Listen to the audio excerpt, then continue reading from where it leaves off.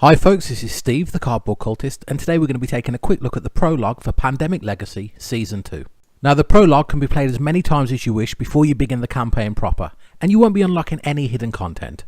It's really just to make you familiar with the basic mechanics of the game. That said, if you are worried about even the smallest of spoilers, then I'd recommend avoiding any videos until you've experienced the game for yourself. So let's jump into some time-lapse footage from the Prologue. So Season 2 is set some 70 years after the events of the first season, but you're not going to need any prior knowledge of the first season to enjoy this game. So your characters will start on one of the 3 white locations on the game board, and these are known as havens. And these are essentially the last bastions of civilization after the world has been ravaged by disease. And the first level of customization you're going to get to do in Season 2 is naming your havens. And we've gone with Tombstone, Phoenix and Gloomhaven. The setup for Season 2 is going to be fairly familiar to anyone that's played any Pandemic games in the past.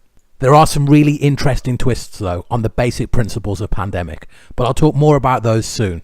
The next thing I want to talk about though is your unique character cards. And in the Prologue mission, you're going to create 5 starting characters. You're going to give them a name, a photo ID, a starting location, an age, and a unique skill. At the bottom of the character sheet, you'll notice an exposure track. During the main campaign, if your character is exposed to the plague, you're going to have to scratch off from this track. And there are plenty of nasty things that can happen as a result, but I'm going to let you discover that for yourself. Now the basic principles of Pandemic are all still there. On your turn, you're going to do a number of actions, collect some cards, and then infect some cities. However, as I mentioned before, in Season 2, there are some fundamental twists on the basic Pandemic principles. So you've probably noticed these black cubes seeded around the locations on the board. And in a typical game of Pandemic, cubes on the board is never a good thing. But in Season 2, that principle is flipped. These black cubes represent supply cubes.